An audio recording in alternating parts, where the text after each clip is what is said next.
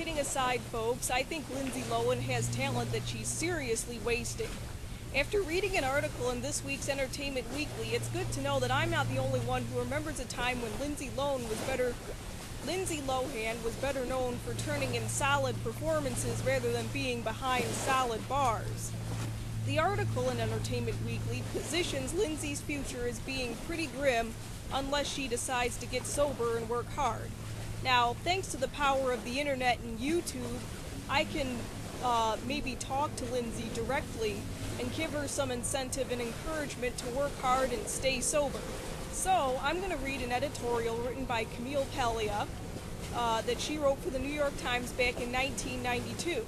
Although Professor Paglia talks about rock music, I think some parts in it could easily address Miss Lohan. So, I don't know if they allow the internet at Betty Ford,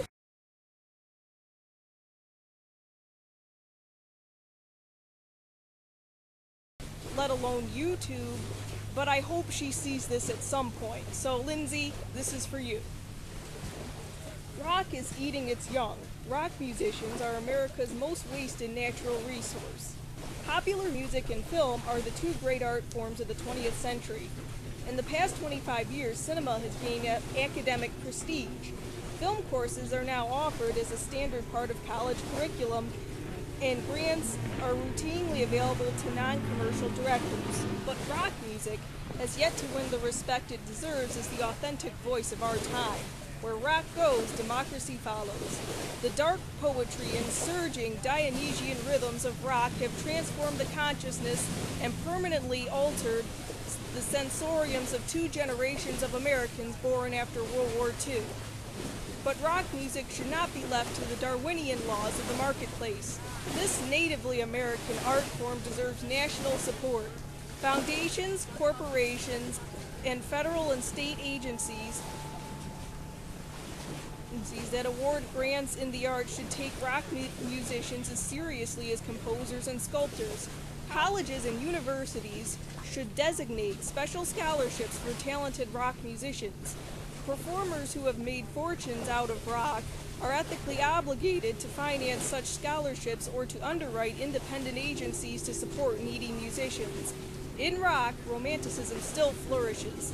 All the romantic archetypes of energy, passion, rebellion, and demonism are still evident in the brawling, boozing bad boys of rock, storming from city to city on their lusty, groupie dogged trail. But the romantic outlaw must have something to rebel against. The pioneers of rock were freaks, dreamers, and malcontents who drew their lyricism and emotional power from the gritty rural traditions of white folk music and African American blues.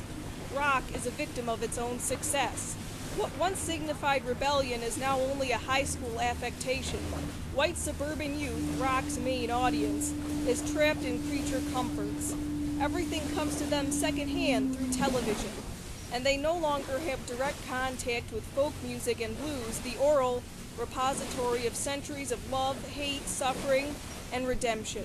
In the 60s, rock music became the dominant musical form in America, and with the shift from singles to albums, which allowed for the marketing of personalities, it also became big business. The glided formula froze into place. Today's scouts beat the bushes for young talent, squeeze a quick album out of the band, and put them on the road. New material is stressed. Albums featuring cover tunes of classics, as in the early Rolling Stones records, are discouraged. From the moment that the Beatles could not hear themselves sing over the shrieking at Shea Stadium in the mid-60s, the rock concert format has become progressively less conducive to music making. The enormous expense of huge sound systems and grandiose special effects has left no room for individualism and improvisation, no opportunity for the performers to respond to a particular audience or to their own moods. The show, with its army of technicians, is as fixed and rehearsed as that of the Ziegfeld Follies. Furthermore, the concert experience has degenerated. The focus has switched from the performance to the raucous partying in the audience. Okay, this is where I would be addressing Lindsay directly. These days, rock musicians are set upon vulture managers who sanitize and repackage and strip them of their unruly free will. Well, maybe Lindsay has a little too much free will.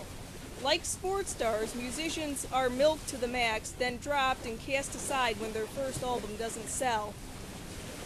Here's another thing I would point out to her. Managers offer all the temptations of mammon to young rock bands: wealth, fame, and easy sex. There is not a single public voice in the culture to say to the musician, "You are an artist, not a money machine. Don't sign the contract, don't tour, record only when you're ready. Go off on your own like Jimi Hendrix and live with your guitar until it becomes part of your body." How should an artist be trained? Many English rock musicians in the 60s and early 70s, including John Lennon and Keith Richards, emerged from art schools. We must tell the young musician, your peers are other artists, past, present, and future. Don't become a slave to the audience with its smug hedonism, short attention span, and hunger for hits. Here's another one. Artists should immerse themselves in art. 2 decades ago, rock musicians read poetry, studied Hinduism, and drew psychedelic visions in watercolors. For rock to move forward as an art form, our musicians must be given the opportunity for spiritual development. Now, this is another thing I would say to her. They should be encouraged to read, to look at paintings and foreign films, and listen to jazz and classical music. Artists with a strong sense of vocation can survive life's disasters and triumphs with their inner lives intact. Our musicians need to be rescued from the carpetbaggers and gold diggers who attack them when they are young and naive. Long, productive careers don't happen by chance. Good luck, Lindsay. I'm rooting for you.